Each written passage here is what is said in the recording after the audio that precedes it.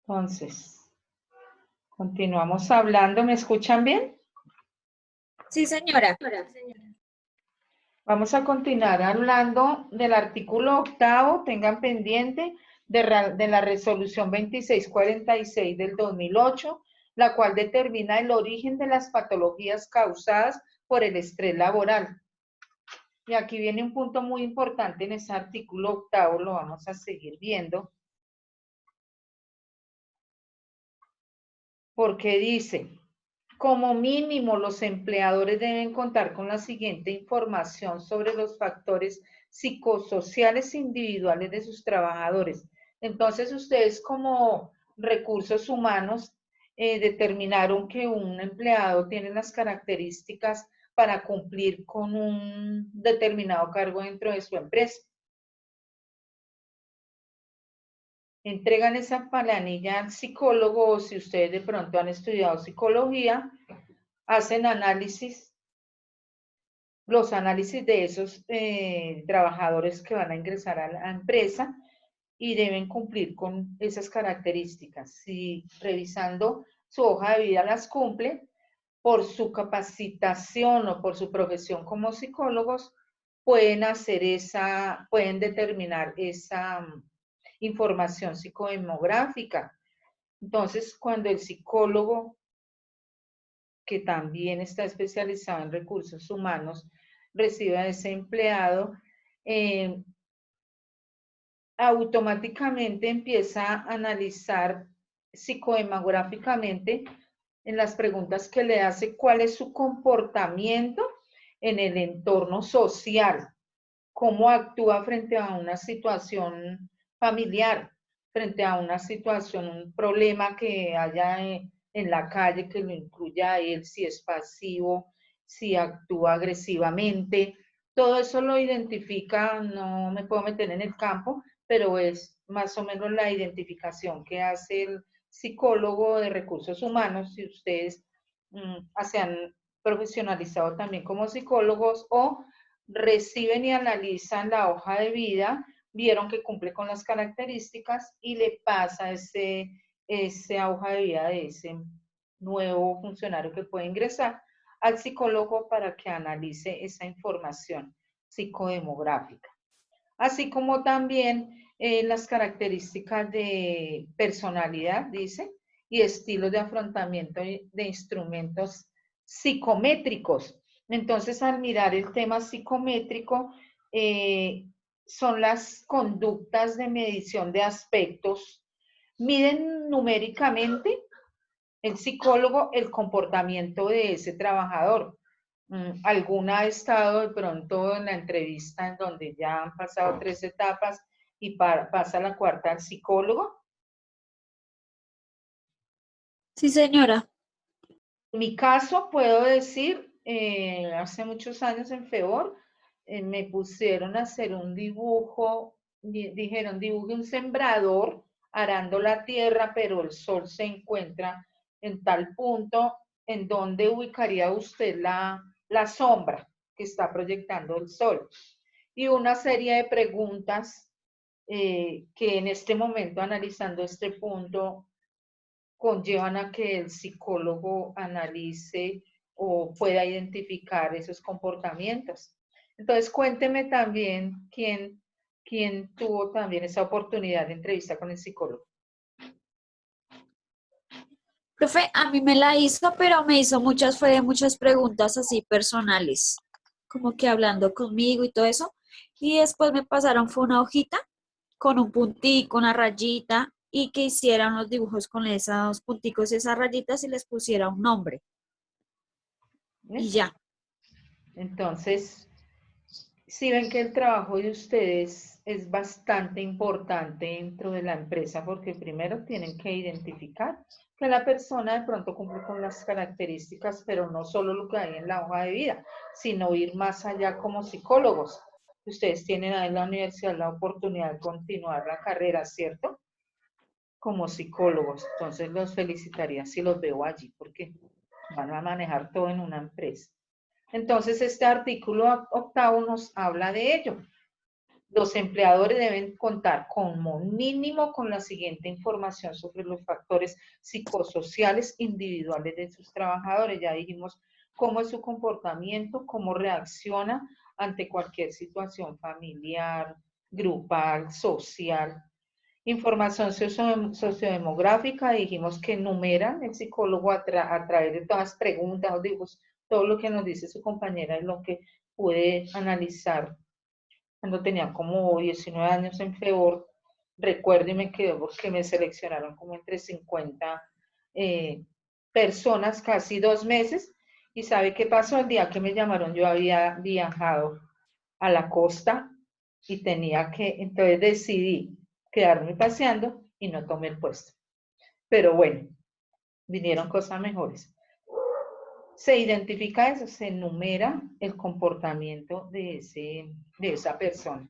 Y así están previniendo desde el momento en que ingresa una persona a su empresa, todas las situaciones que puedan presentarse, porque si es una persona agresiva, si es una persona con unos comportamientos, puede estar generando problemáticas con su grupo de trabajo y terminar en el tema que estamos haciendo, en el tema que estamos hablando del acoso laboral.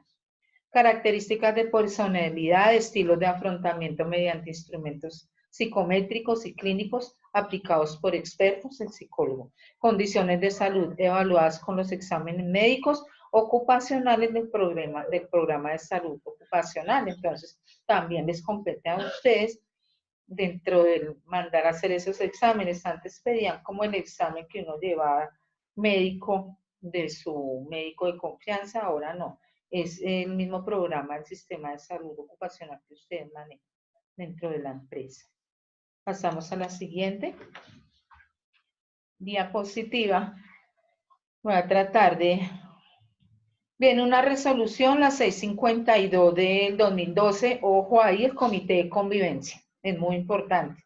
Porque este tema lo sacan las ARL, previniendo que ellos tengan que atender asuntos de estrés laboral. Entonces, es muy importante que ustedes conozcan esta resolución del Comité de Convivencia 652 del 2002. Pasamos a la siguiente diapositiva. Aquí nos dice, se establece la conformación y funcionamiento del Comité de Convivencia Laboral en entidades públicas y empresas privadas y se dictan otras disposiciones mediante esa resolución que acabamos de ver. ¿Cómo la define el Ministerio de Protección Social? Con todo eso les toca trabajar a ustedes. Ojalá tengan esta presentación porque es muy importante en el transcurso. A no ser que hayan cambios, ya saben que la ley es cambiante y ustedes deben estar pendientes por ahí cada 6 meses qué pasó con esta resolución, qué palabrita se declaró inexequible, porque ustedes deben conocerlo. Si vieron que es importante al momento que Recursos Humanos, que es quien hace selección de personal, conozca a quién va a contratar. ¿Cómo define esa resolución el acoso laboral? Entonces, toda conducta persistente y demostrable que es ejercida sobre un empleado o trabajador por parte de un empleador, un jefe o un superior jerárquico, inmediato o mediato, un compañero de trabajo o un subalterno, encaminada a infundir miedo, intimidación, terror y angustia a causar perjuicio laboral, generar desmotivación en el trabajo, o incluir la renuncia del mismo, o inducir la renuncia del mismo conforme lo establece la ley 1010 del 2006 en su artículo, ¿qué? Porque esa sería palabra parcial. Pregunta, ¿en qué artículo de la ley 1010 se define el acoso laboral? En el artículo 2. Entonces, esta resolución arrastró, o se dice a la luz del artículo 2 de la ley 1010. Entonces, Comité de Convivencia. El artículo 14 de esa resolución contempla como medida preventiva de acoso laboral conformar el Comité de Convivencia Laboral, les compete a ustedes Recursos Humanos, y establecer un procedimiento interno confidencial, conciliatorio y efectivo para prevenir las conductas de acoso laboral. ¿Cómo se conforma el comité de convivencia? Ya habíamos hablado ese tema del comité de convivencia. Dijimos, de acuerdo a la cantidad de trabajadores, aquí vamos a ver la tabla que manejan las administradoras de riesgo y es que así es la resolución. 10 o menos empleados, 10 o menos trabajadores. Entonces, nombra un representante. Dijimos que el empleador tiene la facultad de nombrar su representante. ¿Sí? Y los trabajadores eligen ellos mismos entre su grupo a un representante. En total son 2, pero incluye 4 porque cada uno debe tener un suplente, cada trabajador. Entonces son 4. De 11 a 50 trabajadores, el empleador elige 2 representantes del comité, tiene la facultad, el empleador los elige. Y los empleados eligen entre su grupo a 2 trabajadores. En total 4, pero son 8 porque incluye, cada 2 trabajadores deben tener 2 suplentes. Cada 2, representantes del comité deben tener 2 suplentes. En este caso son 4, 8 porque tienen 2 suplentes del empleador y 2 suplentes del empleado. De 51 a 500 ya nombra el empleador 3 trabajadores, los trabajadores nombran 3 más sus suplentes, en total son 2. Y más de 501, el empleador nombra 4 representantes para el comité, el empleado selecciona a los empleados a 4 trabajadores con sus suplentes, en total son 16.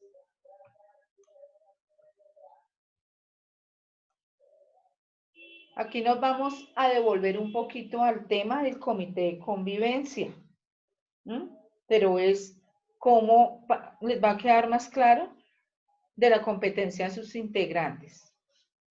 Competencias actitudinales y comportamentales, tales como, ¿cuál es la competencia? Les podría preguntar de acá, que deben tener las personas que conforman el comité de convivencia laboral. Actitudinales y comportamentales. Contesta. Nombre 3. Respeto, imparcialidad, tolerancia, sigue serenidad, confidencialidad, reserva en el manejo de información, ética, habilidades de comunicación asertiva, liderazgo y resolución de conflictos, que eso ya lo vimos.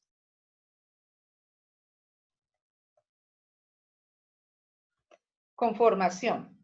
Dice que no podrá conformarse con servidores públicos o trabajadores a los que les haya formulado una queja de acoso laboral o que hayan sido víctimas de acoso laboral en los últimos 6 meses anteriores a su conformación. Podría preguntarles, ¿quiénes no podrán hacer parte del comité de convivencia laboral? ¿Qué me dirían? Los servidores públicos o trabajadores de los que se le haya formulado una queja de caso laboral. De acoso laboral. ¿O que hayan sido qué? Que hayan sido víctimas de acoso laboral en los últimos 6 meses anteriores a su conformación. Aquí estamos haciendo un repaso de parcial. ¿Cómo se conforma un comité de convivencia laboral? Dependiendo la cantidad de los empleados que hayan. Lea la presentación. El empleador designará directamente a sus representantes y los trabajadores elegirán los suyos a través de votación secreta que represente la expresión libre, espontánea y auténtica de todos los trabajadores y mediante escrutinio público. Así se conforma un comité de convivencia laboral. Que me digan que el empleador designará directamente a sus representantes y los trabajadores elegirán los suyos a través de votación secreta. ¿Sí? Y los empleadores expresarán libremente si quieren o no hacer parte de ese comité. De eso se trata. Entonces, aquí sí viene la pregunta de cómo se conforma ese comité de acuerdo a la cantidad de trabajadores. Entonces aquí dice, las empresas que posean 2 o más centros de trabajo, recuerda que estuvimos hablando que tengo una sucursal en Chía o otra sucursal en Cali, no sé. Entonces las empresas que posean 2 o más centros de trabajo, teniendo en cuenta su organización interna, deberán conformar los comités de convivencia laboral. Uno de nivel central y otro adicional por cada centro de trabajo. Cada comité estará compuesto por representantes del empleador y los trabajadores. Entonces, digamos, la oficina principal es en Cali, ¿sí? Entonces, allá será el comité de trabajador central, uno de nivel central, y las sucursales tendrán otro comité, ya dijimos, representantes del empleador y del empleado, y ya se reunirán de acuerdo a las problemáticas que haya en esto. Entonces se reúnen con el comité central que está donde en Cali, cuando hayan diferentes sucursales.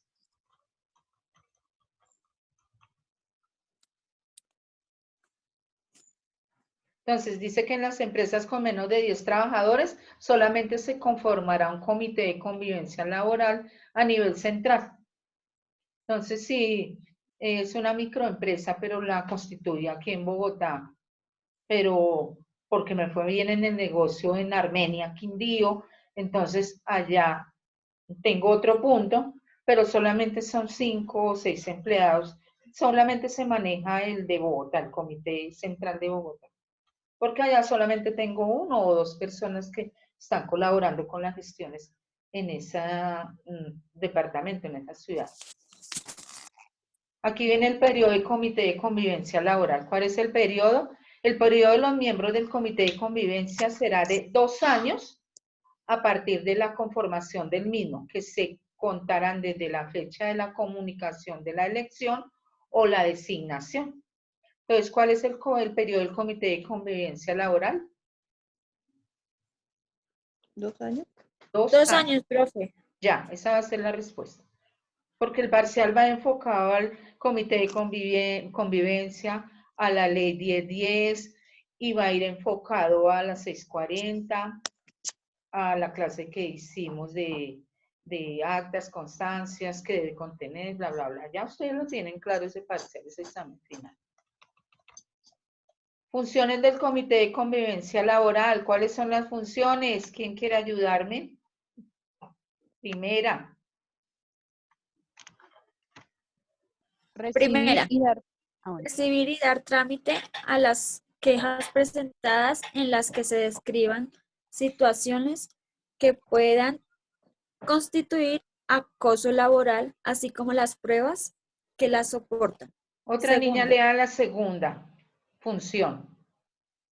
Examinar de manera confidencial los casos específicos o puntuales en los que se formule queja o reclamo, que pudieran tipificar conductas o circunstancias de acoso laboral al interior de la empresa.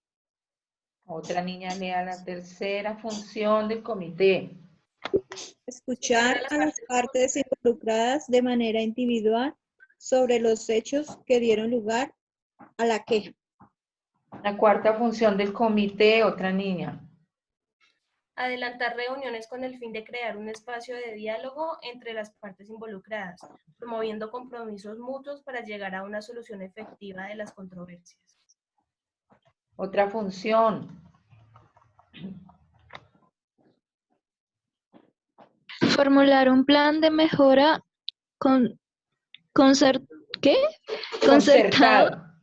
concertado entre las partes para construir, renovar y promover la convivencia laboral, garantizando en todos los casos el principio de la confidencialidad. Bueno. Otra función. 6. Hacer el seguimiento a los compromisos adquiridos por parte de los involucrados en la queja, verificación su cumplimiento de acuerdo con lo pactado. Siga, otra niña. En aquellos casos en que no llegue a un acuerdo entre las partes, no se cumplan las recomendaciones formuladas o la conducta persista, el Comité de Convivencia Laboral deberá remitir la queja a la Procuraduría General de la Nación, tratándose del sector público. En el sector privado, el comité informará a la alta dirección de la empresa, cerrará el caso y el trabajador puede presentar la queja ante el inspector de trabajo o demandar ante el juez competente. Entonces, alguna me hacía una pregunta, creo que otros estudiantes, de qué pasa si el comité de convivencia no puede determinar que hay acoso laboral. Entonces, ¿qué pasa? Informará a la alta dirección de la empresa el comité y cerrará el caso. Pero el trabajador puede presentar la queja ya de acoso ante el inspector de trabajo o demanda ante el juez competente, ya porque de repente el empleador, ustedes como parte del comité informaron, queda ya el caso cerrado ante nosotros, se sale de nuestras manos porque no podemos hacer más en el caso ya hay acoso laboral. Yo cierro aquí el caso para que ya informe. Entonces, continuó, el empleador no hizo nada, entonces, ¿qué hace el trabajador? Presenta la queja ante el inspector de trabajo o demandar ante el juez competente. Esa sería otra pregunta de parcial, ese puntito. ¿Qué pasa teniendo en cuenta que el comité de convivencia laboral no tiene la competencia para determinar acoso laboral? Cierra el caso y pasa la queja a la alta dirección de la empresa. En caso de que el acoso laboral continúe, el empleado, ¿qué puede hacer? Y ahí me contestan ustedes. Queja ante el inspector de trabajo o demandar ante el juez competente. Esa es la respuesta. Bueno, niñas, si le hiciera así la pregunta. Octavo. Presentar a la alta dirección las recomendaciones para el desarrollo efectivo de las medidas preventivas y correctivas del acoso laboral, así como el informe anual de los resultados de la gestión del Comité de Convivencia Laboral y los informes requeridos por los organismos de control. Novena. Hacer seguimiento al cumplimiento de las recomendaciones dadas por el Comité de Convivencia a las dependencias de gestión del recurso humano y salud ocupacional de las empresas. Ojo con ese punto, hacer seguimiento al cumplimiento de las recomendaciones dadas por el Comité de Convivencia. ¿A quién? A las dependencias de gestión de recursos humanos. A ustedes les llega del comité las recomendaciones que da. Les dice, bueno, señorita Laura, usted como directora de recursos humanos, le estoy dando las recomendaciones para que, por favor, tenga en cuenta lo que está sucediendo.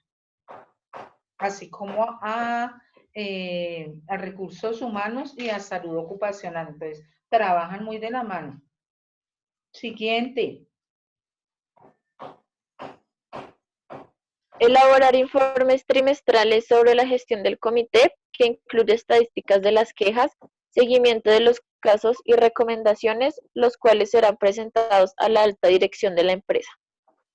Entonces, ¿cada cuánto presenta el Comité de Convivencia Laboral los informes de su gestión? Cada 3 meses. Cada 3 meses o trimestralmente. Perfecto.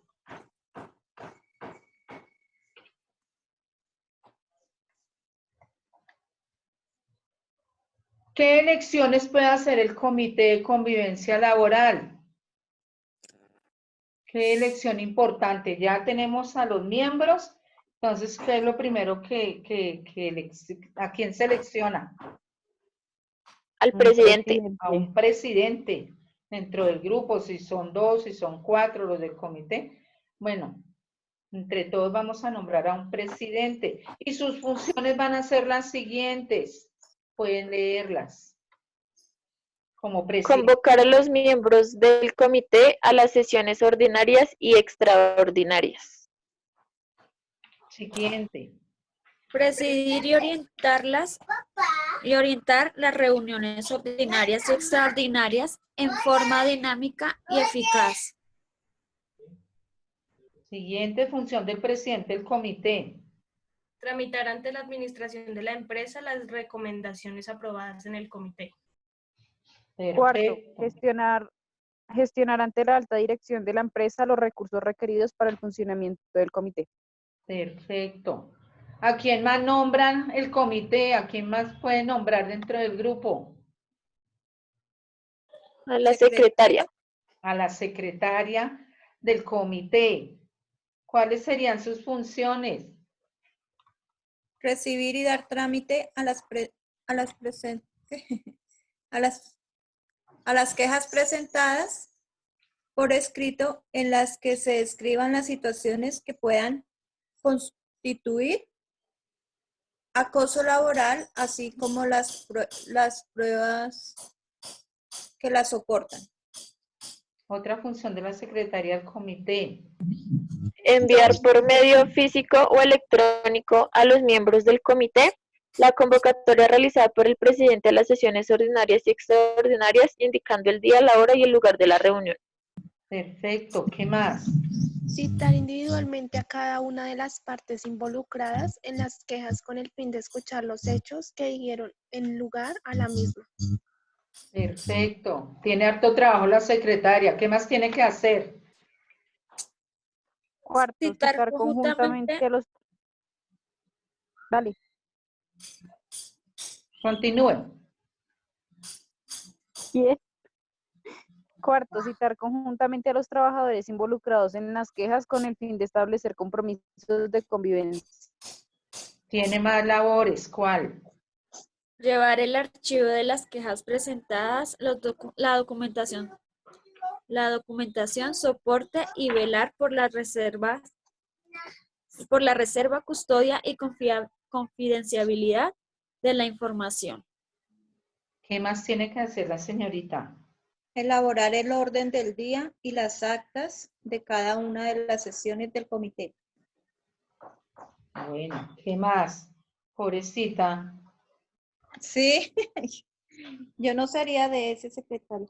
Mira lo que están aprendiendo. Siga. Enviar las comunicaciones con las recomendaciones dadas por el comité de las diferentes dependencias de la empresa. Octavo, citar a reuniones y solicitar los soportes requeridos para hacer seguimiento al cumplimiento de los compromisos adquiridos por cada una de las partes involucradas. Elaborar informes trimestrales sobre la gestión del comité que incluya estadísticas de las quejas, seguimientos de los casos y recomendaciones, los cuales serán representados a la alta dirección de la empresa. Bueno, ¿cada cuánto hace reuniones el Comité de Convivencia Laboral? Entonces dice que se reunirá ordinariamente por lo menos una vez al mes. Una vez. Sesionará con la mitad de uno de sus integrantes, con la mitad más uno de sus integrantes. Entonces son 8 los miembros del comité porque tiene, creo que, más de 50 o 50. Entonces no están, hay 4. ¿Puede sesionar?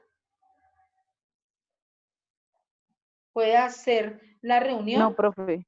No, porque tiene que No haber. se puede, profe, porque son muy poquitos. Tiene que haber quórum.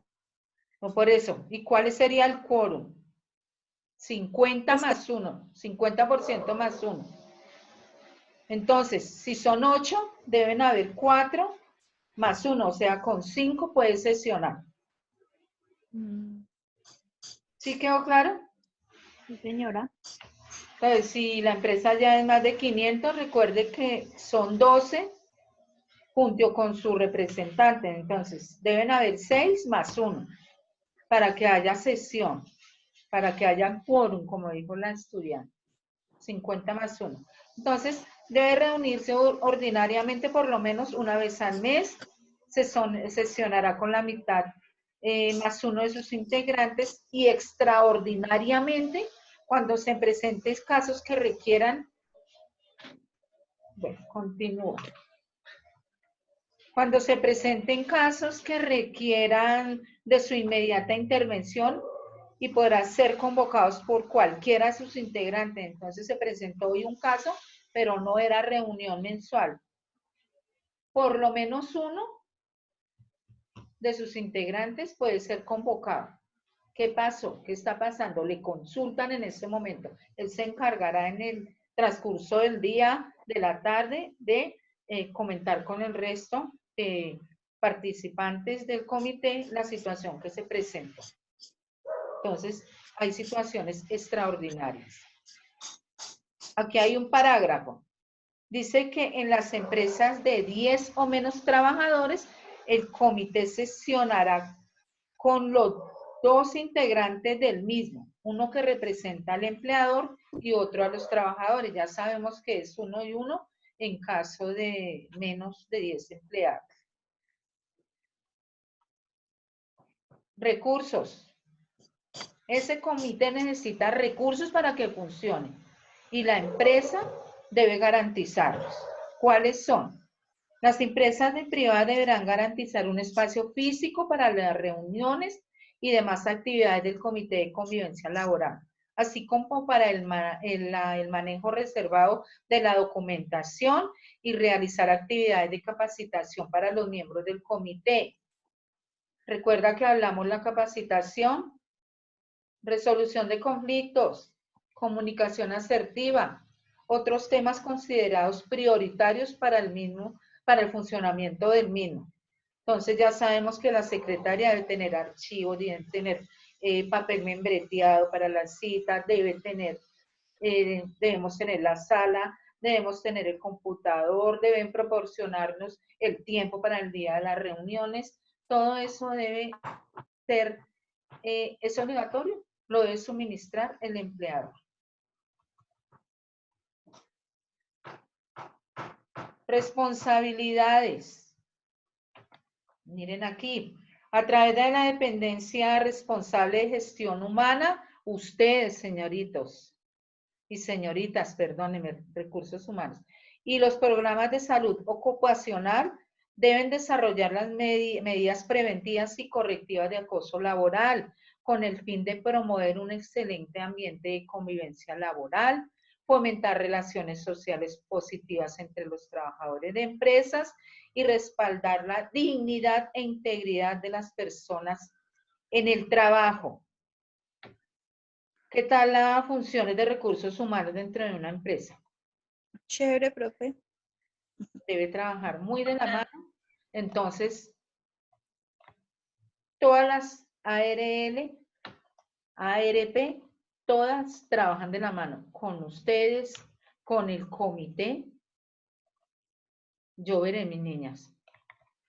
Cuando estén en sus puestos de trabajo, las quiero ver, quien quita, como directoras, para yo bien viejita, que vaya a alguna organización y vea a Laura, a Diana, a Marcela, cualquiera de ustedes haciendo parte de esos altos cargos y utilizando todos estos medios.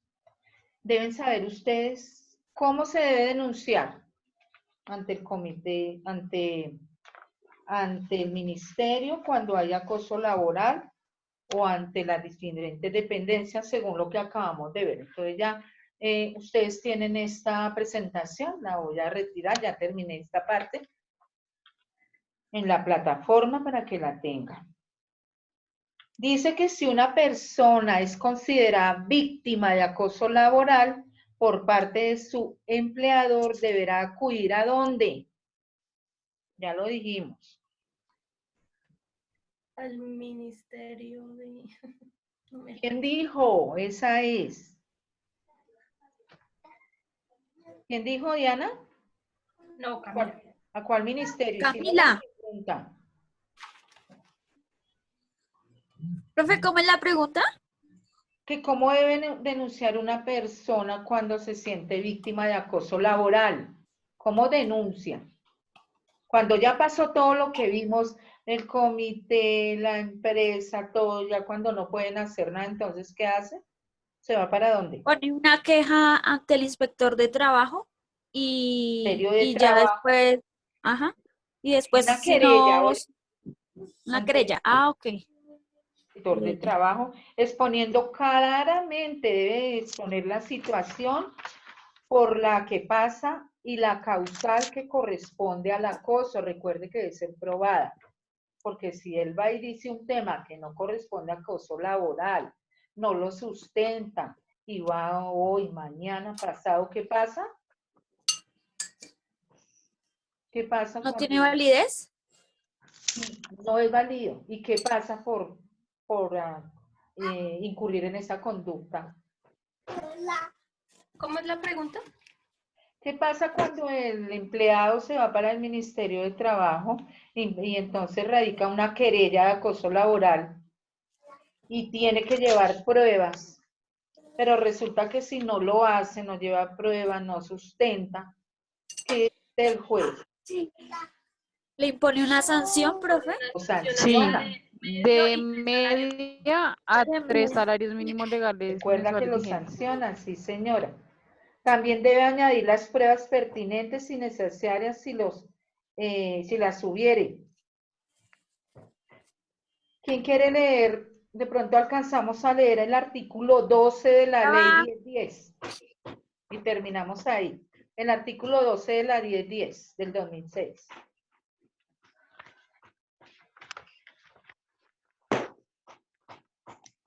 El artículo Me 12. retiro 2 minuticos mientras la buscan. Artículo 12 de la 1010. Aquí ya la tengo. 12. Sí. Denle lectura. Permítame un segundo. Dice artículo 12. Centros de conciliación autorizados para conciliar en materia de lo contencioso administrativo. Artículo inexequible. ¿Cómo digo? Jurisprudencia, vigencia, legislación anterior. No dice nada más. Entonces dice que si ¿qué jurisprudencia lo declaró inexequible el 12? ¿Me hace el favor, me dice? Jurisprudencia, vigencia, legislación anterior. No dice nada. ¿Y qué continúa debajo? Venga, yo la coloco Artículo 13, obligaciones de los centros de conciliación. Leamos esa también, mi niña. La 1010. El artículo 12, la 1010. Voy a colocar la mía. El artículo 12. El artículo 12 dice, corresponde a los jueces de trabajo con jurisdicción en el lugar de los hechos adoptar las medidas sancionatorias que prevé el artículo 10 de la presente ley, cuando las víctimas del acoso sean trabajadores o empleados particulares. ¿Cuál leyó mi niña? Yo estaba leyendo, era la 640, es que la cogí de la, Ay, de la yo sí, plataforma. ¿qué pasó ahí? No, la leí de la 640, qué pena. Entonces el artículo 12, ¿qué nos indica? Que cuando la competencia nos indica cuál es la competencia para reconocer estas denuncias. Las mismas son conocidas por los jueces laborales de la jurisdicción en donde se encuentra el sitio de trabajo. Si el acoso proviene de un servidor público, el órgano competente para conocer de estas demandas es el Ministerio Público o la Sala de Jurisdicción Disciplinaria de la Judicatura. Entonces es el artículo 12. Cuando la víctima de acoso laboral sea un servidor público, lo que les estoy diciendo, la competencia para conocer de la falta disciplinaria corresponde al Ministerio Público o a la Sala Jurisdiccional Disciplinaria de los Consejos Superior y seccionales de la Judicatura, conforme a competencias que señala la ley.